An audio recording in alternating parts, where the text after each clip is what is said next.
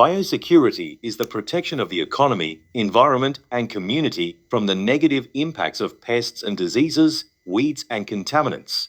The risk of weed invasion and their impacts on farms, the environment, and our nation's economy are well documented in the grain industry. Biosecurity is a shared responsibility, meaning we all need to do our bit. We can only successfully manage biosecurity when every person plays a part. It is a concept that is enshrined in New South Wales legislation and outlined in our New South Wales Biosecurity Strategy.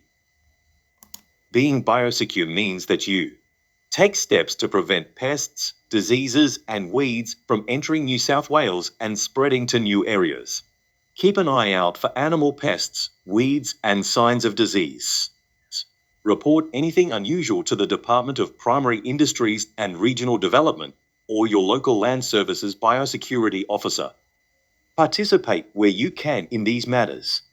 Weeds are a significant biosecurity concern for all farms.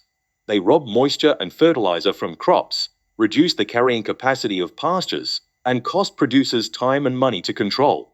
When vehicles and machinery enter a property or move from paddock to paddock, there is a risk that they will spread weeds along the way. Vehicle and machinery movements are inevitable, but effective clean-down practices can reduce the risk of weed spread. The header or combine harvester is a machine that involves three important processes in grain production.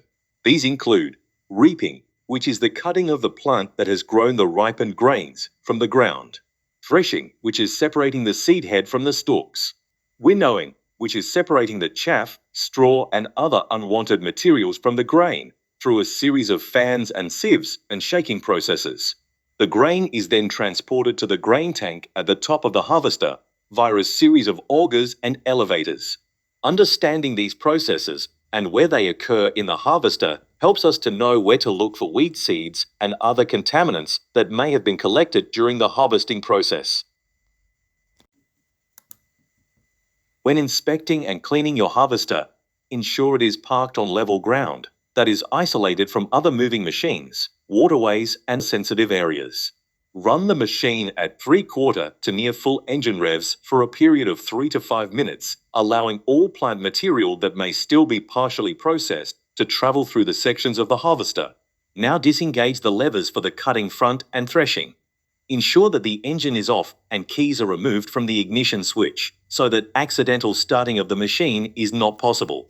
It's also good practice to wear overalls and rigger's gloves during this activity to reduce the likelihood of injury, such as cuts and abrasions, and accidentally carrying weed seeds on your clothes to other parts of your farm or operational sites. Firstly, inspect the front. This is the machine's first point of contact with your crop and potential weeds.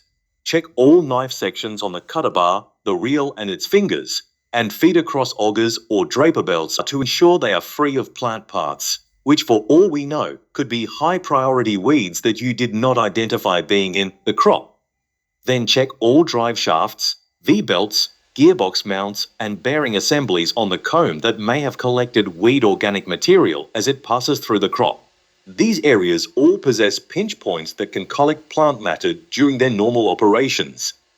Next, inspect the feeder house that delivers the crop material to the threshing drum. You will need to open or remove inspection plates and doors to gain access for visual inspection of this area. A torch may be needed to allow good lighting in many areas of the harvester. Depending on the age and model of harvester you operate, the threshing drum and concave may be a lateral or an inline rotary setup. Open all side panels of your harvester to gain access to the thresher, sieves, collection trays, and cross augers. You may need to use an electric blower and a long probe to remove stubborn and lodged material from areas throughout the internal body of the harvester. Once these areas have been inspected, now open the bottom hatches to cross augers, tailing sieves, and elevators. You may be able to manually turn belt drive wheels to provide some movement and gain better visual access to some parts. Now inspect the axles and drivetrain areas. These areas may be covered in oil and grease, which will enable seeds and dirt to stick to them. Although these parts are higher than the crop stubble that the harvester has travelled over during the harvesting process, the header operator will often need to travel through non-crop areas such as headlands and lanes when setting up and entering a paddock. It is then that weed seeds could attach to the machine while the cutting front is elevated and not turned on. The cab is another important area that is often overlooked by the operator. Weed seeds are often carried in on clothes and boots and accidentally transferred to the floor mats, seat covers, and the roof lining when they are touched by hats and hands. Due to its elevated location on the harvester, the grain tank is difficult to inspect. If fan speeds and sieves are properly set, weed seeds that are smaller than the grain we are harvesting are minimal in the grain sample, but certainly not impossible. Inspections of this area must be conducted with caution, while following work, health and safety precautions. Engine platforms possess minimal chance of contamination from weed materials. This is because of their isolation from the processing areas of the machine and elevated location. However, dust, fine hair like plant parts, and therefore disease pathogens are your concern for biosecurity issues for this area. Ensure all weed material and seeds are bagged so they can be destroyed in a suitable area. This might be via incineration or deep burial.